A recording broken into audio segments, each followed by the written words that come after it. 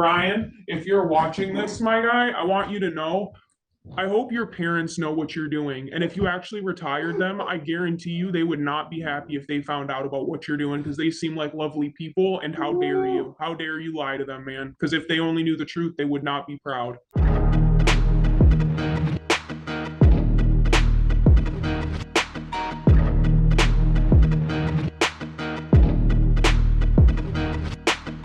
This is going to be interesting. I figured that a day like today would eventually come where we would have multiple people from the same office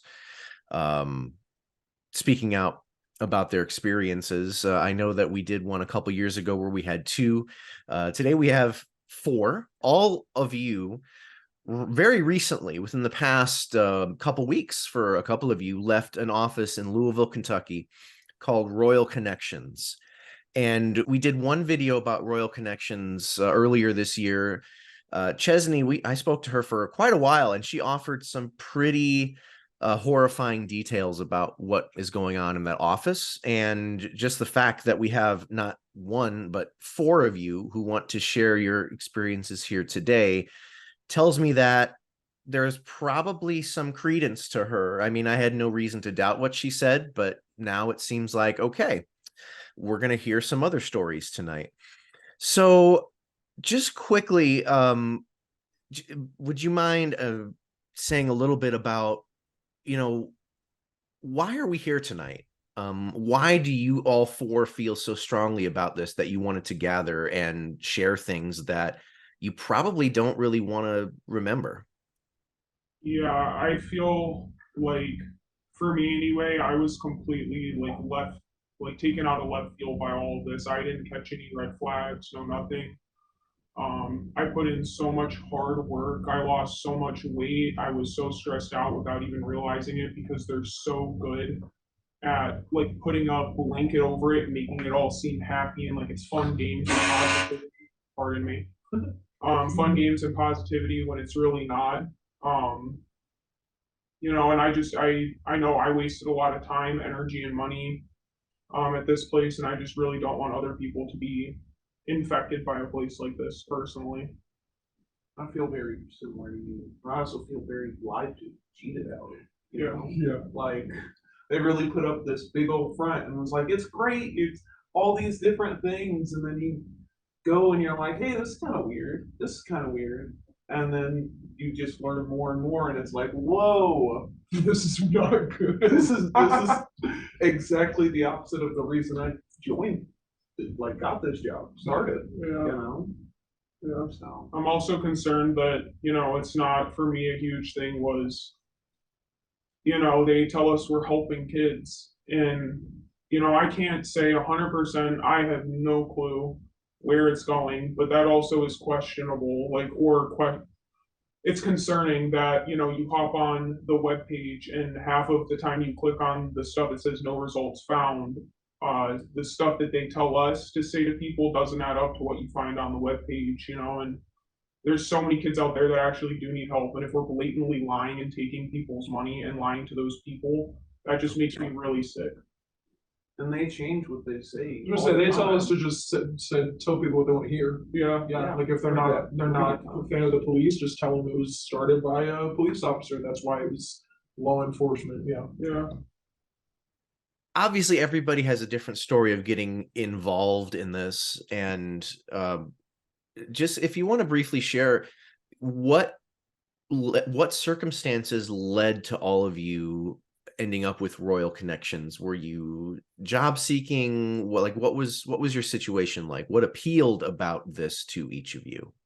So like in my work experience, I'd always done like blue collar type jobs. I worked on cars. I was a roofer right before I took this job, and it was presented to me as if this is this great office job, this great marketing, sales job. Until you get there, you don't know what you're marketing, don't know what you're selling. No idea. But you know that this is supposed to be a great opportunity. I was told in the hiring process that there were 4 other people that I beat out that had degrees. And I'm thinking, wow, that's pretty crazy. Like I'm a pretty rough dude. Like I'm surprised that they're even hiring me, right? So it was all these lies just the entire time through, from the first time you contact these people. And,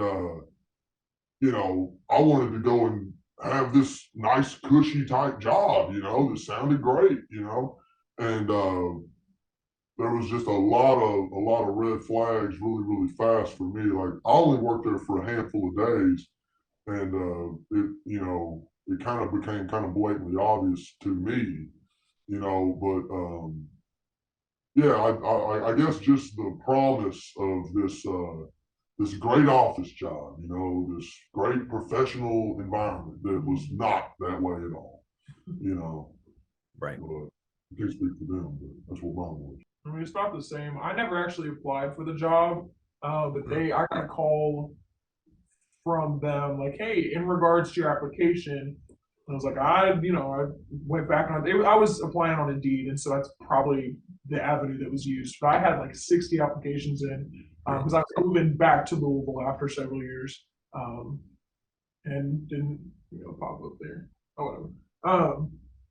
Yeah, but I was going back after the call. I was like, I don't know who that was, but let me just find whatever it was and be prepared for the interview. But it never showed up. If you look up Road Connections on Indeed, like nothing pops up. For me, I had just moved here from Arizona. I had been without a job here in Louisville for about 2 months. I applied to a lot of places, only 2 called back, Royal Connections being one of them. And then I wasn't really sure what it was about until I had my first round interview, and then I found out, it helps kids. And yeah, then I was, pretty excited to work for the company. For me, my job had just closed down, the job I had before that. So I was applying to basically any and everywhere. And they ended up giving me a call back. So whenever I went in for the interview, I really care about like environmental stuff. So I was kind of looking for a job like that. And I told them that, and they really played up into that. They told me actually that there was another girl in the office that was raising money for AIDS like research or something. Not entirely sure, but that instead of like their nonprofit, she was doing it for a different nonprofit, and that I could choose the nonprofit I wanted to raise money for, which is not true, obviously. Right. Kind of how they got me. It was like, oh, well, you care about this. You can do all these, you can raise money for this thing that you care about, which I didn't do. Okay. I mean, yeah, every one of you being different, but it still appeals to you in different ways, and they can sell it to you. I mean, they'll lie to you about literally everything, like you said, getting to choose your own charity. No, not at all. Yeah, never applying to that's usually a trademark of a Devil Corp is I don't remember applying to this. Well, you probably didn't. They're always seeking because they need people. That's how they survive, is they get through as many people as possible. I heard a couple of you say that you really didn't know what this was, even through like the interview process. And that's another huge Devil Corp red flag is, well, what's the job? And they wait as long as possible to tell you what the actual job is. So when did each of you find out what you were going to be doing every day? Day one. Going into the field. We got there, yeah. I mean, not even in the office. It was when they call out teams, and then they call out these places. You hear it and you're still not sure, and then you're driving in the car, and then you get there, and then it's like, oh, we're setting up and doing this. That's when you find out. Oh, I'm a professional panhandler, right? Like that's what I'm doing. I'm sitting out here asking people for their hard-earned money. They give it to me, and then I take this cash to this questionable motherfucker in here, and he's just supposed to trust me. You know what I'm saying? That he's giving this cash to this nonprofit that, when you, like she said, when you do the research, don't fucking exist. So again, it's pretty common that people don't know what the job is until they're headed to the field a lot of the times. So then what? So then, like, are you, I mean, you're obviously there. All of you have said you need a job. At this point, is it, okay, I'm here, I might as well try this out? Or what's going through your minds at that point? Yeah, I feel like for me anyway, I feel like it's so manipulated to like the whole planning of how they break it down to you. And in the morning, mind you, you don't find out till you're going like to the field or you're at the field. So you have that whole hour and a half, in the morning beforehand where, they're hyping you up and they're doing all this stuff. They're making things fun. So at that point, to me, it's like, wow, this is such a positive workplace. We're helping kids. That's what got me to stay, and give it a try. I felt uncomfortable, and I would say for like 2 to 3 weeks from start point, I had some anxiety, like, what am I kind of doing? Like, something about this feels kind of weird, but I would always dismiss it because it was just a new thing. And they tell you being uncomfortable is what, growth requires uncomfortability. So, I'm like, oh, I'll just get over it, but. Yeah. I felt like that first meeting I was in the office of the Wolf of Wall Street. It felt like it just felt very odd. That like, why are y'all this excited? Like I remember like physically laughing, and like nobody else was laughing at it, and I was like, okay, I don't know. I just seeing everything is very weird, man. Very, very weird. Very weird. What tell us about these morning meetings? You've talked a little bit about hyping you up and all the excitement and whatnot. We know now that this is really just to manipulate you. So what do you remember from those meetings aside from the excess excitement? First thing that we did whenever we got there was go over our personal goals. And as soon as everybody got done, we did a little chant together, put our hands in the middle, and then somebody starts it off, and you have to be as loud as possible. Got to be louder than all the other little groups. You have to be as loud as possible.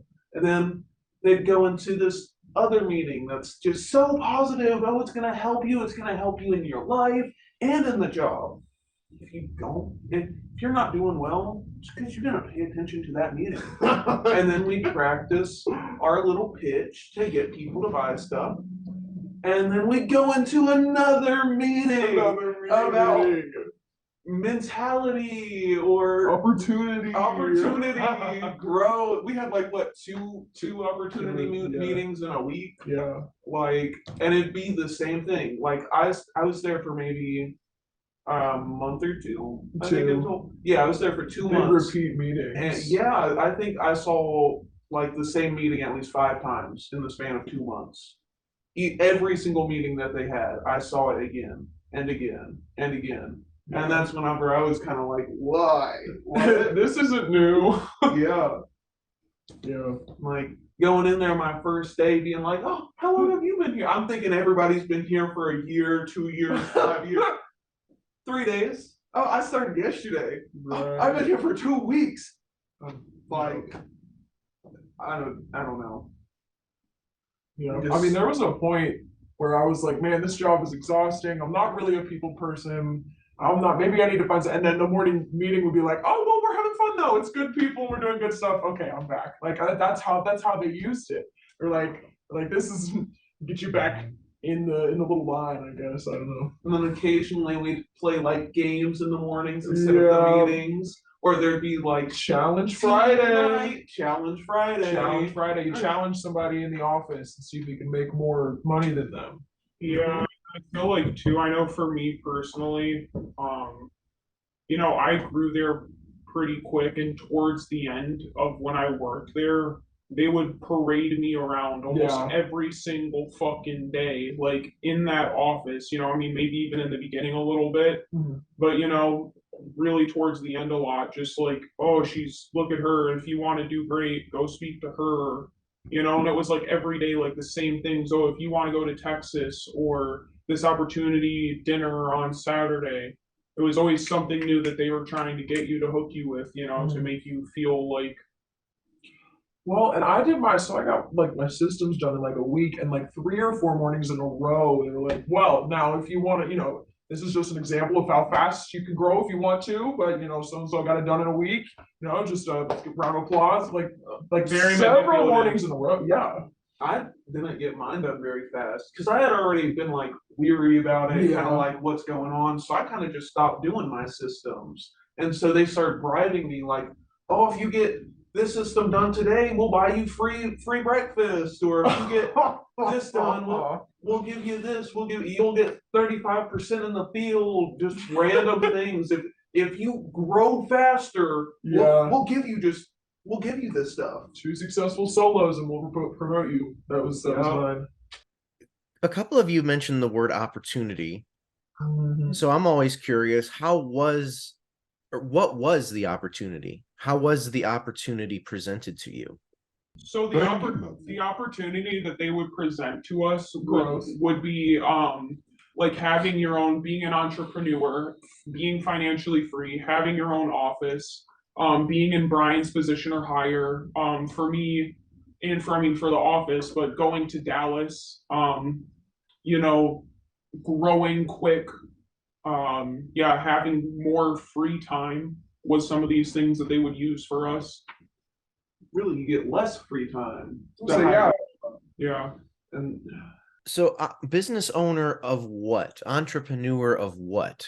Was that ever made known? It was all vague. Of a nonprofit scam. Here, buddy, we're gonna eventually teach you how we're getting this money, and we're not giving it to these nonprofits. And maybe one day you can be in the position to take all this cash home with you, right? That's what it seemed like to me. I don't know. Yeah. Well, if you crunch the numbers, it takes. So there's a paper we show people about the breakdown on what each donation looks like on a classroom level, and the highest was a chief. We were supposed to tell people that was our goal for the day, which it wasn't our office goal, but it was our goal. But if a chief is $1,000 and allegedly funds a school, if you crunch the numbers, it would have only taken. So for the county we're in, there's about 96,000 kids. That would have been 160 chiefs, which could have been done. I mean, they've been open since last April, and they could have done that at the rate we were pulling in money for them. That could have been done in a couple months. So that would boom done. So I don't know if So like our county allegedly would have been done. They've been doing this still, so I don't know where that's going. we have another sheet that says like the counties that we've helped, and there's But they would one, still send called E-Town that they would send us to all the time. Elizabethtown. Yeah, Elizabethtown. And there's only 2 schools in E-Town, I'm pretty sure. There's 2. There's 2 high schools, 2 middle schools, 2 elementary schools. Nobody had ever heard of this nonprofit. No teachers have heard of us. No police officers. And then back to her numbers. I know just in my few short days that I went out there, each day we brought back close to $1,000. So if y'all went down there every single day, these great opportunity people, these people that are really going and working hard and really doing well. Well, if you're doing that well, you're obviously doing better than we are, and we're bringing in quite a bit of cash. So if that's the case, when you go to E-Town and you've been going to E-Town for weeks, you should have already been able to provide this 10 to 12 week program for these schools multiple times. Yeah. Right? Just in the logic of, okay, you need this much money to do it, it should be done. And nobody's ever heard of it. That ain't right. You know what I'm saying? Something's way off. And I remember my first day, we drove like about an hour away to Corydon, Indiana. Okay. And when people would donate money to us and they scan our little thing, well, I'm going to go home and I'm going to donate. And their whole thing that they would say for us to tell them was, well, wait a minute. If you don't donate now, this money's going to go to a national level. This ain't going to stay local. Okay, well, if you do the Cash App, if you do the Venmo, it says L.E.A.D of Louisville. Yeah. Wait a minute, homie. Louisville's 60 miles. That's way out of here. Mhm. So you're telling me that we bring our money back and and then, oh, you're going to call up court in public schools and say, oh, hey, man, here, we got all this money. Can we talk to your lead person? They don't have a fucking lead person. Mhm. You know what I'm saying? And our sheets, our little papers all had Kentucky written on them, but we'd be across the border in Indiana. Well, what's that about? And what I was told to say was that you know, we've started in Louisville, but we've just recently come into the Indiana area or something like that. Like just whatever sounded good. So the program you are speaking about, or the nonprofit L.E.A.D, Law Enforcement Against Drugs and Violence, I think is the full name. Yeah. In your opinions, is this a legitimate charity? No. Because we No way. never met anybody from L.E.A.D. We never saw any schools that we actually helped. There was never. So yeah, we never, a big thing for me was we never talk in the mornings if we're directly linked, like directly working for or working with this specific and only this nonprofit. We have one other one, but that office is not doing that. We're with L.E.A.D. So we never talked about how many schools we were closing out on, how many kids we were helping. Nobody had ever heard of us before. It was just so many different red flags like that. And, you talk to principals. I know I had been out in E-Town probably like 4 days, 5 days in a row. And then a couple times after that, and nobody had ever heard of L.E.A.D before. And it says on the pamphlet that we show people, or one of the ones that sit on the table anyway, like, we closed E-Town out. Right, so why are we there? If you go onto the website, you click further into it, you go to upcoming events, it says no results found. You go to, the event calendar, there's also nothing there. Everything on there is vague. You start asking questions and they don't really have any answers for you. It's just very concerning. Just tell them what they want. Yeah, we never were taught anything about. We're told to lie to just what to people tell every people. day too about how we say what she was saying earlier. Hi ma'am, hi sir, super quick, we're helping kids struggling with bullying and drug addiction. You hand them the little pamphlet. Our goal for the day is the chief at the top. The chief puts a full school through the program. That's $1,000. Currently speaking, we're only 200 away. When we've been out there for an hour and a half, 2 hours, and I only have 100, 150 bucks in my pocket. Our goal was not $1,000. It's not 400. 400. And we were blatantly lying to people.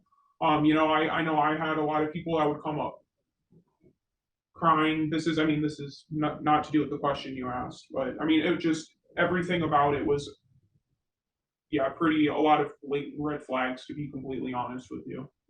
Mm-hmm.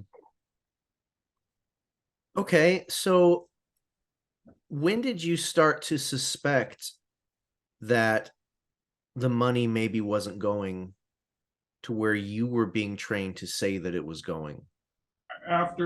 So I know for me, I had been working there for about a month and 2 weeks. He had started working there. We worked together for 3 days. He kind of disappeared, and I was concerned. After a couple days, he reached back out. I found the videos, and like I said, I've been working there for about a month and 2 weeks. I found out from him that the money's probably not going where they say it's going. My boyfriend found your videos on Reddit. And then at that point, I had watched your videos, and then I had gone on to L.E.A.D's webpage. And that's when I, like a month and 2 weeks in, saw L.E.A.D's webpage, and that alone did it for me, where I was like, oh, I should have looked into this more to begin with, and this would have been a red flag in itself. Yeah. Yeah. You showed me the videos. I was out after a couple days. Yeah. I was already like, I was you were weird trying about it. Oh, that's right. Like I was not. I had my own questions, and I was kind of voicing them to like another coworker, like, this is kind of funky, don't you think? Yeah. And like maybe a week before that, another guy had quit. He left, and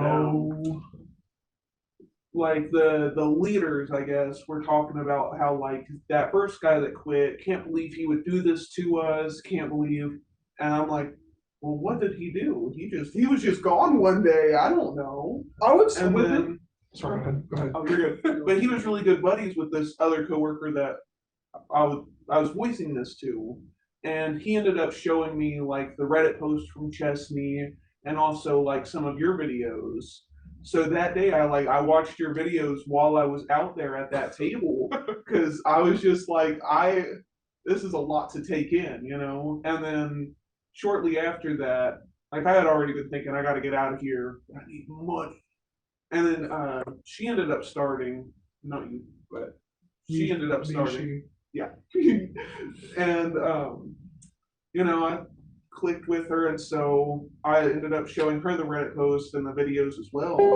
And I think the end of that week, 2 days later, maybe something like that, you were like, all right, we got to get out of here. Yeah. So we both just called it quits. I would say the first, I didn't really see a whole lot of red flags, but I didn't really have a lot of wiggle room. I just needed a job. I just moved here. Yeah. But the first one for me, I think, was the gas thing. Like we were paying it was our own gas money to get to these locations. And it was like when I kind of voiced, because you know, they preach the financial freedom, but it's really not, you're not getting that much. You're getting, I mean, We're making like $10 an hour, if that. Yeah, I mean, like you can go work a fast food job yeah, for more. and make the money that you're doing this. I did the math and it's 8, but after taxes it's 6. $6. So we were getting less than minimum. And like that was my biggest thing was I got blatantly lied to about my numbers off the get-go. Yeah. You know, like the first 3 days, they were like, well, you're not supposed to know how much money that you have. And I'm thinking, okay, well, this is a commission job, homie. I've worked commission jobs. That's my paycheck, dog. Okay? I'd like to know. And so you're telling me I'm not supposed to know. I'm not an idiot. So I counted how much money that I had. I wish I would have had proof. I wish I would have took a picture. If there's anybody out there that, and if you're watching this video, I hope it's not too late. You're not already sucked into it. But if you watch this before you go work there, as much cash as you get from these civilians, I would suggest don't even go do this job. But if you're already doing it, about to do it, take pictures of how much money you got in your little thing. And when I got back on my 3rd day, he wanted to sit down and count with me. Well, I already had my numbers. I know how much money I brought back. And then he wants to blatantly lie to me and tell me, oh, no, well, you know, he was $90 off, $40 off. You know, well, you know, there's no way I miscounted that much money, dog. Yeah. There's no way. And so, you know, I kind of blew up, whatever. Fine, so be it. And then I was done. And then, you know, we kind of, you know, started to talk to these other people, and thankfully they've saved some other folks. But yeah, I mean, it's totally wrong, man, what they're doing. And like my biggest thing that was a huge red flag to me was, okay, this young guy, right? You know, he's in his mid-20s. He's a hustler. He's a go-getter. You know, he wants to succeed. He wants to do all these good things. And like she said, you know, wouldn't we know about if we're helping these kids and all this, how many kids you're helping? There is nothing ever said about the kids. Right, that'd be a good thing to brag right? about. And then, you know, you're obviously this ego-driven person that is all about money. And then you got 15, 16 people bringing you back literal fistfuls of cash. And then I'm supposed to believe that you are just that good of a person that even if this lead is real, I highly doubt it, that you're going to take, I would say, thousands of dollars every day. Am I wrong? Upwards to $5,000 to $7,000. I bet he gets every day. And he's supposed to count all this money out and go put it in a drop box somewhere and send it up to New Jersey or Texas or wherever the hell L.E.A.D is. No, you ain't fooling me, dog. Okay, if you're that much of a hustler and you're all about your money that much, I highly doubt you're gonna sit here and look at $7,000 cash and then just give it away for whatever little cut you're gonna get. Bullshit, dog. I ain't buying that. So, yeah, I don't know. I got way off. I don't know the question. So, was the question ever brought up where does the money go? Because obviously you guys are making money off of these donations. So was it ever brought up to anybody about, well, how much of this is actually going to L.E.A.D if they are real? We don't. It's they say 100% of it goes to the kids. How we get paid is through sponsors. Hmm. If you look up, you can look up on the webpage who our sponsors are. I know that there's an NFL team. I think it's the Jets that does it. It's also some football alumni, something. I'm not sure. The person who runs your office, has he succeeded in this opportunity? Yes. Yeah. Everybody. Has he? He's the goal. His position is the goal. So everybody has to start at our position, no matter what it says on Indeed. Like we said, it's not Royal Connections. It says BCC Innovations. But they have 10 different positions that they're offering you. They say 10 different things, marketing, blah, blah, blah, whatever, or blah, blah, blah. Event coordinator. Yeah, event coordinator, but you all start as a client associate, no matter how much experience you have, which nobody ever has any experience. So you all just start as a client associate, and then you go up to a junior, then you go up to a senior, and then you go up to executive, what is it, or director something? Yeah, director's executive. And then executive. development executive, Yeah. and director. Director's assistant, and then yeah. There's a tower to climb up here. Nobody ever has any experience, but everybody I know has said that you said it was 4. He told you 4 other people with experience. He told me 15 other people were interviewing with marketing experience, years of college. And see, they know a lot better than to go and hire actual professionals, because the day that an actual professional walks in that office and they see the whole Wolf of Wall Street and all this bullshit going on, they know immediately, oh, wait a minute, this ain't right. Yeah. And Something's all wrong. kids around the same age. Yeah, they're all None of us right need out of high financial school. freedom. I'm not talking bad about any of y'all, but we're all, we're we kind are. of little rugrat little kids, that think, oh, great, we're going to get this great job. I mean, you had you had 18, 19, 20-year-old kids. There was a guy that was there the same day I interviewed, and he was grown. He had him a little briefcase suit, and he was talking about his degrees that he had, and he did not get the job. Yeah, but I did, and I didn't even go to college. Yeah, that's kind of how it was in mine too. There were 2 other girls there in suits. They looked the part, for this marketing job. So I was like, this is gonna be it.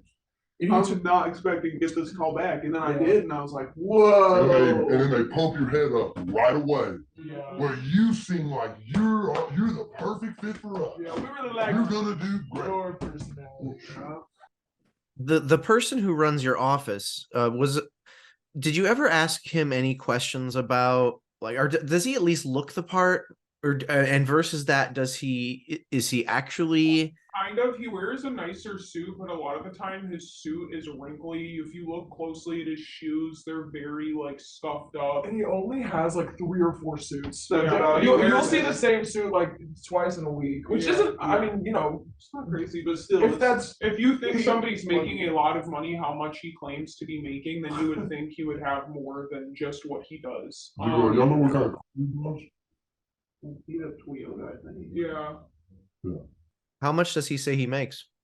84,000 a year. Somebody told me that he retired his tells parents. Us. He tells us that. Okay, you retired your parents at 27. Okay, so what the hell are you doing?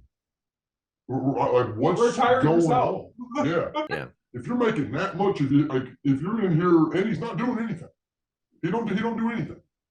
I mean, to my knowledge, goes, sits in that office, and waits for these kids to bring him back cash. That's all he does. Every now and then he'd show up at our events, and that was really pushed as he really cares about your growth if he's showing up at your event, which it's not an event, it's just him, you standing at that table. But that's the only thing that I know that he ever did, other than count money at the end of the day. Yeah, just occasionally go out and stand next to you. He wasn't very good at it either. No, he's like, oh, well, I got to this position because I have followed all the systems. So you just have to do exactly like I did because that's how I got here. And then, yeah, we mentioned the systems a couple times. I don't know if you know what that is, but it's just these different, I don't know, paragraphs of attributes that they had us memorize and then write out by by memory and then teach back to a leader or something, somebody who'd already done that. And it's just like I don't know what are they? It's So just, they're basically just different tools to use to be able to manipulate people. So yeah. look people in the eyes. I mean, you make videos on them. I've seen them in your videos. Okay. So I mean, you know what they are. At any point when you were in the field, did you feel like you were manipulating people? Yeah. There was definitely a couple of times where I had definitely lied to some people and I knew I was, and I had purposely done it, because I was trying to get out of there quickly. I'd been there for a long time, or I was super close to hitting that 400, so hitting bell. Um, and yeah, I mean, I lied and I would come back to the office and I would tell Brian that and some of the other leaders. And yeah, they would like congratulate me for it, like very obviously, like congratulate me for it and tell me I did a good job and like whatever you have to do to get people to donate, basically. But then they would also tell you at the same hand, we're not looking to turn a no into a yes, but whatever you have to do to get donations. yeah, like there were so many times that like people would be like, oh, I lost somebody to drug addiction, suicide, these kind of stuff, and they would be like genuinely upset.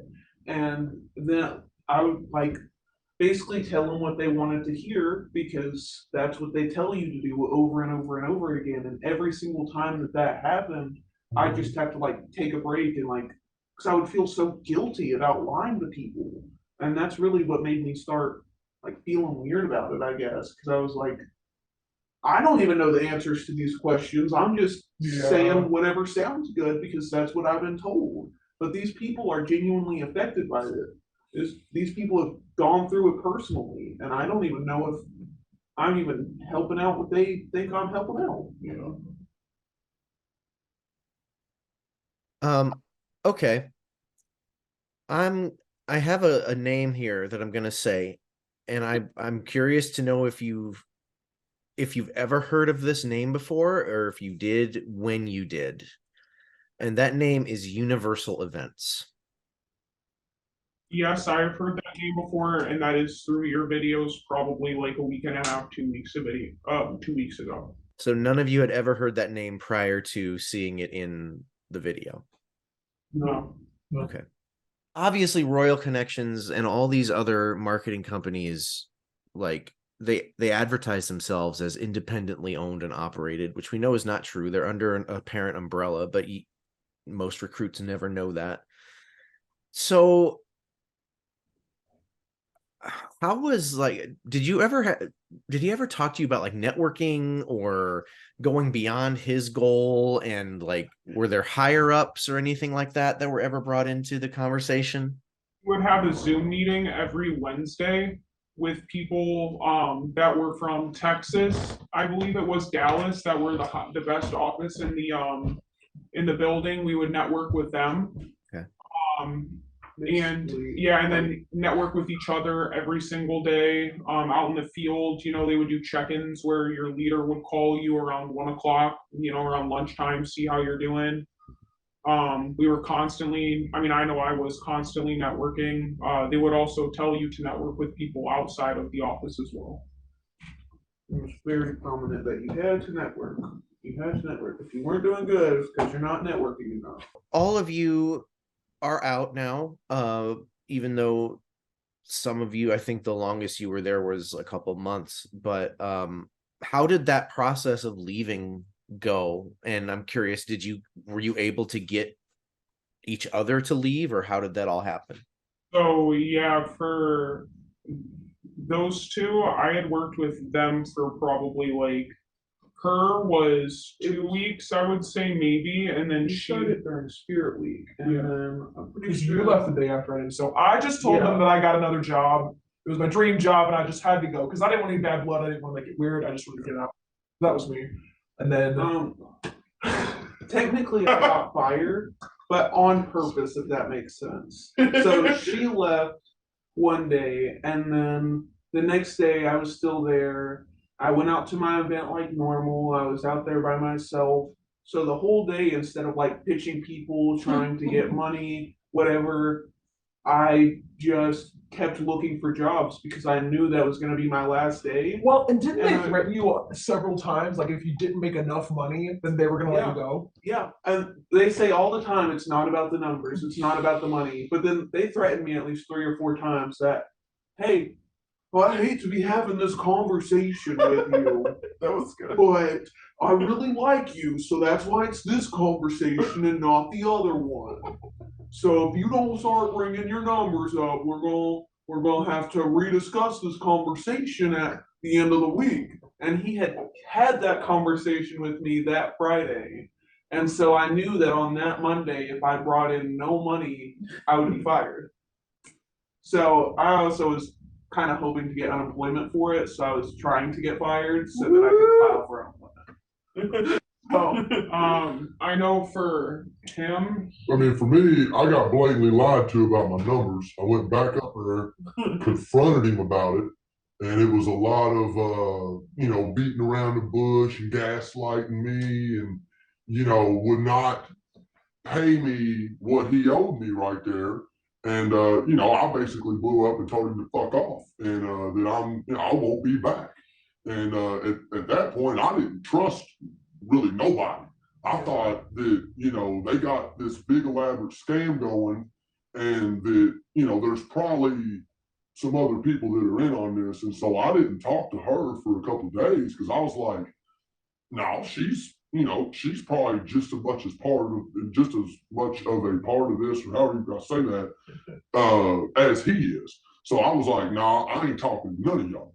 And then, but she kept reaching out, and it felt sincere. yeah, And so I told her. I was concerned because, on the third day, him and I had been in the office doing breakdowns. And he had left the office for like 30 or 40 minutes, and Brian and I were going over my leader packet because I was being promoted. And then, yeah, I mean, he came back into the office and I walked past him and he didn't look okay. So I had reached out to him a couple days in a row, wondering if he was okay. And then, yeah, I mean, eventually he's the one that kind of told me, do you really know where the money's going? Do you know what's going on? And I was like, oh shit, okay.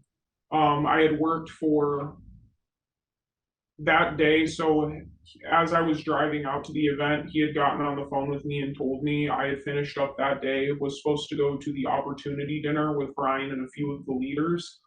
And then I called my boyfriend right after I got done talking to him. And they have each other's numbers because they're friends. And they had talked about stuff. My boyfriend found the video. Told me I had to watch it, and then I found out. And then since then, there has been three people, I believe. Yeah, three people that have gotten out of that office that I have sent the videos to. Okay. Have you had people minus these people? There's been three others that you don't see that just didn't want to be on video today. And that's fine. That's fine. Okay. Have any of you had any contact with Brian? He tried to contact you. Yeah, so I did a no call, no show because I don't, what am I going to say? You know what I mean? What am I going to say? I put in so much time, effort. He told me I was going to Dallas, all this good stuff. I was becoming, somebody he could really depend on. And then to watch the videos and to just know that I was not only being completely lied to, but I was also lying to a bunch of people.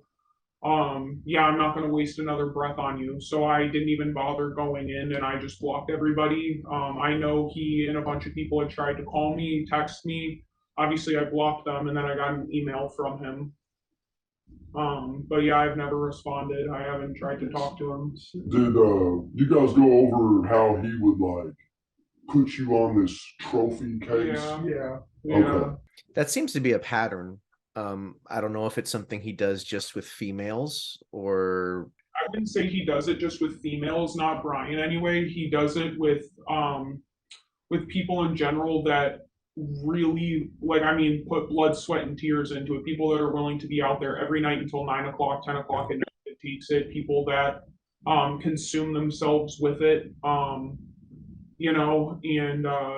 The people that really swallow the hook, yeah, right? And getting just kind of yeah, and nagged in the mouth. They, and they I mean, really it get was sucked into it. male and men and women. I just think at the time I was just consistently doing it every single day, so hardcore. Like I had one-on-ones with Brian every single day, and I mean, it was a lot. So I think he just kind of picked me because he could see, I'm sure, that I was easily manipulated, and he felt like if he held me up here, I would have to keep hitting that bar up here, but then it also made some of the other people in the office want it a little bit harder. Like all of a sudden people wanted to sign off on systems, when they were kind of being a little bit more lax on it, which is, but that's what he said that to me literally. Like he was like, look at, you being here and look at what you've done and how it's made the other people grow. We're now becoming a top 10 office again. When I left, like the day that I told him I was doing something else, he told me not to tell anyone I was quitting because he didn't want it to look bad. I just remember that. He was like, Yeah. just walk in. And there's pick up never your stuff. when people leave, there's never no talk. There's no talking about it. When people, you just never hear about it. You never see about it. If you ask the leaders who are like close with Brian, what happened to this person, they'll tell you. Ask Brian. Oh my, and there were probably like, I don't know, like 5 to 10 people that came and went the time that I was there, and they would say, a lot of people are out sick today. We're just gonna go kill it. We're gonna do it, guys. We don't, we're gonna do a great, like hyping this up. But, like, we'd just say people were sick, and then I'd ask, like, this person just never came back.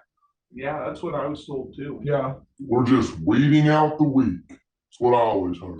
We're just weeding out the weak. Oh yeah. Because on my second day, I was like, okay, well, the turnover rate here's quite high, isn't it? Talking to a coworker, like, why do people just come and go? Well, we're just weeding out the weak. We're just weeding out the weak. And I'm thinking, okay, well, that's pretty odd, right? Y'all are, if the only people y'all hire are just the best of the best opportunities. That's a good point. Yeah. Well, what's so weak about it? Yeah, that is a really good point. I mean, if you only hire the best people and all of y'all supposedly beat out people with degrees and with all this experience, then why would you have any weak? In my 2 months, I probably saw between like 30 and 50 people quit. Yeah. Like, obviously, if you had all been working for a legitimate place, we probably wouldn't be having this conversation. But the reason that we are is because you're working for essentially a scam run by Universal Events. But is there any particular reason why you are disguising yourselves this evening? Like, I think if most people would say, well, if I'm speaking out about a place I worked, I shouldn't have to fear retribution. But in your case, there is that element. So where does that come from? Just knowing how, for me personally, just knowing how, well, yeah, the NBA that we signed for one, and not really knowing all of those legal terms and what those mean, the jargon and stuff. And then on top of that, you really start to understand just at the Zoom meetings alone that we do every Wednesday with everybody who's in the office. I mean, you scroll and it's endless, knowing how many people are above us and how many people know what's going on and are okay with it. That scares the living daylights out of me. Absolutely, it does. It makes me wonder what those people are willing to do. And none of the, I mean, you can take this if you want, but if you were 5 minutes late, I think twice in a week, then once you would just get your commission.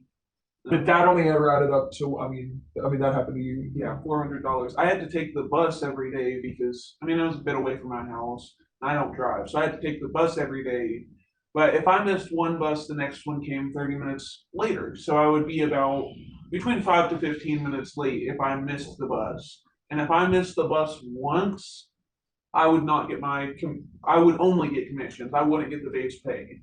And whenever that happened, like the director would tell me that I could come in on a Saturday and work to make up for missing 5 to 10 minutes of that morning meeting.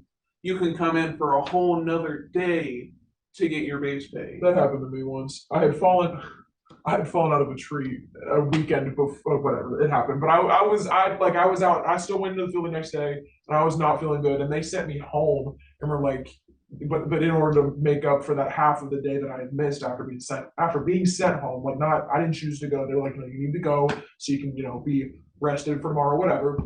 But I did. I had to do a whole other Saturday.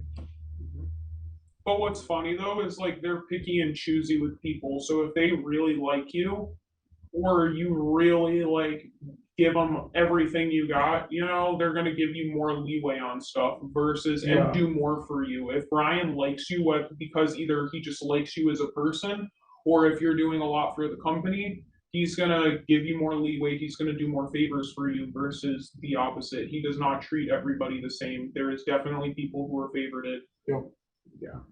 Because I never had like a blatantly like negative experience with him, but I would say a lot of people did. Like he would, have those conversations with you. We made the same numbers. Yeah, we did. We had the same numbers. Yeah. I mean, my experience with was he put on a very professional, front, right? Yeah. Like from the very get-go, like it was like, that's what kind of fooled me in the very start of it was this seems right, right? And then just like I mean I ain't he never really did me wrong per se or was really crazy, nothing like that. But like back to what you're saying about hiding the identities, I know for me, I just don't want to face whatever legal battle they want to fight if they want to fight that, and I doubt that they want to do that. I would say they're all bark. Yeah, I doubt they would even want to get involved in some of that because as soon as the law and some real investigative people start to look into stuff and start to turn these pages of really what's going on, that's when they're in some real deep water. So there was somebody else. This person worked for the company and worked inside the office as an event coordinator. Mm-hmm. Brian had even said to this person before I had ever sent them the video or before they had ever seen it. But Brian had said to them, if you see a video around going around about me, it's because those are the people who weren't successful in the company, or those are the people who didn't put in good effort. Those are the weekly weeded out. Yep. I don't know a lot about these companies before we talk about them. Royal Connections just a bit because we did a video about them before, but to the person who doesn't know what's going on here, they can look at Royal Connections online presence. They can look at their social media. They see, I can go to their Facebook page. I can see all these little videos of people having a great time and this very valuable office culture. There's interviews with these people. Why does it seem like the environment or the culture that you all experienced is so vastly different than what is being pictured there? And like, what would somebody, what advice would you give to someone who's looking at that and saying, how does this business present itself versus what other people are saying about it?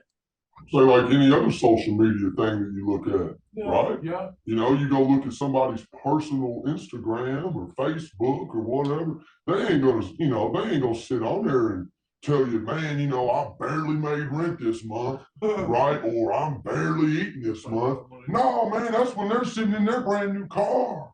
Or they're on the beach with all beautiful people, right? That's just social media, right? In general. Yeah. I'd say. Yeah, so on top of it too, I know for a fact, if you go look at the reviews, they're from somebody who works in the office. One person in particular, I am not going to name drop this person. This person is a very lovely young woman. Yeah. I'm sure who pours her heart out into this and feels like she's doing the right thing. But yeah, she's the one who makes literally most of the reviews. Multiple. Yeah, multiple under different names as well. Another thing is that they really stressed to like leave your outside baggage at home. So like when you show up, you're in the job and nothing outside of work matters. It'll still be there when you get off the well, not off the clock. That's one more thing. That we never punched in or punched out. Like there's no proof other than our faces on the Instagram that we ever worked there. I mean, I've got a little lanyard from Lee, but there's no real connection. Like you can't. Like the biggest thing that No pay scares stubs. me, No pay stubs. the biggest thing that scares me is these people are obvious liars, obvious scammers. They've got our social security numbers, Oh, right? God. They've got all your stuff. Like when I did my direct deposit, because he would not pay you, he would not give you a check, he would not do nothing like that. Had to be a direct deposit. And the day I went up there and was like, dude, give me my money. Will not give me my money, wouldn't file a legitimate tax form. So I went and I closed that account and was just waiting for that money to come in. And granted, he did pay me. Okay. He did pay me. But that sketches me out to think there's all these young kids out here, these kids that just got out of high school. They ain't really done nothing with, they've not had a chance to really go and chase after something and save some money up, really do something for themselves. And then they're immediately going to get their identity stolen, right? Like that's, I'm sure, he ain't grinding all that up and, burning. I don't know what the fuck he does, but he's got that information, right? He's got all that. He's got all that stuff about you, and how cyber security is nowadays and how people are good at that stuff, man. They are good at that. They get what they need out of you, they'll use it against you. And that's scary. What questions do you think people should ask when they see this opportunity? Like you said, there's high school graduates, there's college students with no life experience, no work experience, and this is the ideal target that these companies want to get in there so they can manipulate. What advice do you have for these job searchers, for these kids who are trying to have an impact directly in their lives at such a young age? What questions do they need to ask? Things like that. What's commission going to be? Make sure you know your numbers and have proof of your numbers, right? That's what I would say to you. For me too, the whole gas thing, like having to drive, very far away a lot of the time, and not getting compensated for it. No benefits at all. If it's too good to be true or seems extremely positive and really great, but then you're also really stressed out a lot of the time, that probably tells you that it's not actually as positive as it is. Questions would be, I know for us, because we're taking one-time donations, we're not selling a product. I would definitely ask, where is the money going? How do we know where it is going? Why do we not talk about who it's going to? You know, a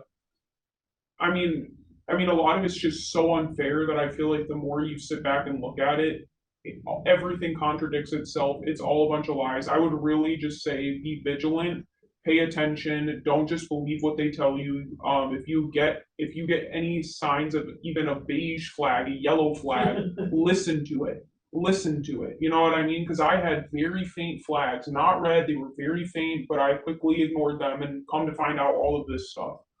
So just really listen to yourself. For me, like I was sick, like I lost so much weight in a short period of time working there. If you're losing weight or you're not eating, you're not sleeping, ask yourself why. I wouldn't do it at all. Don't do it. Yeah. But like I said, if you're watching this video, you probably already experienced it. You know what I'm saying? Because when it's first given to you and first put in front of you, it's so glamorous. It's got all the bells and whistles on it to where you're like, well, man, like there's so much. It's hard to kind of look at some of these little details, and you go ahead and you fall for it either way, and they get you. That's how they do it. They do it really fast. They fuck you real quick, and that's how it's done. But if you're watching this before you go work for one of these places, don't do it. Don't go in there. Go find you another job and do not give them any of your personal information. Don't do it. I just really want to say, like, I only was a month and a couple weeks in, and I'm like pretty disgusted with the place and very like angry, sad. I feel lied to, betrayed, manipulated. Brian, he was like acted like he was my best bud, and it just was. It's like I just do. I feel so manipulated, and I can only imagine what people who have been there for years feel like. I wanted people to know that it's never too late to get out of a place like this. Like even Brian, if Brian, you are watching this, like get out of there, dude. Literally, like I know that there has to be some decent humanity left to you. Get out of there. Don't fall for this crap. Yeah, you're a smart guy, dude. Literally. Like, you are. Yeah. Go do something else. And on top of that, like, I don't want people to keep getting hurt. I don't want people to keep giving money to people like this. I don't want people to have to work for a company like this. There's 19-year-olds that are taking the fucking bus every single day to get to this place, pouring their heart into it, and he's not giving them the time of day because they're not showing up 5 minutes, 10 minutes ahead of time. Like, I just get out. If you're in a place like this, get out before it's too late. And if you are, it is never too late. Get out. And if you're somebody on the street, don't donate to this stuff. Ever. You know? Not donate. I'd say 60% of the people that donated to us were elderly women. Yeah. And right? if you see somebody donating to us, or if you see one of our tables posted up, Save tell them. people not to donate to them. I Tell had- people not to donate. I had a lady once, I pitched her and she was like, I'm so sorry, I just can't. Last time I donated to you guys, my account was on like frozen because I had a fraudulent charge. And I called Brian about it. I was like this is weird. Like doesn't sound like us. I don't know what's going on. And he was not alarmed at all. Like, yeah, it's making it weird. Bring up too. You had a very similar experience with this too. Was I have like health problems. I have hypoglycemia, so my sugar drops constantly. I have to constantly maintain it, so I have to eat often, all that good stuff. And I brought this up to Brian, like, hey, I'm not making enough money to be going out and eating every day, multiple times a day while I'm out at these events. And if you don't put me at a place with food, I don't have a car. How am I supposed to get anywhere? Because somebody else in the office would just drop me off and That's pick what me I back mean. We were up at the end of expected the to day. take the people who didn't have cars. Yeah. And I want to say too, they never talk about how to deal with robbing if somebody like robs you.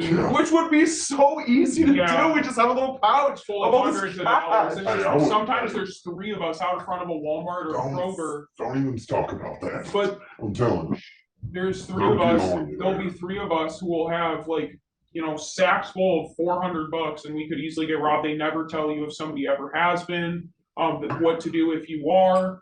And on top of that, please put this next part that I'm about to say in the video. Brian, if you're watching this, my guy, I want you to know, I hope your parents know what you're doing. And if you actually retired them, I guarantee you they would not be happy if they found out about what you're doing, because they seem like lovely people. And how dare you? How dare you lie to them, man? Because if they only knew the truth, they would not be proud.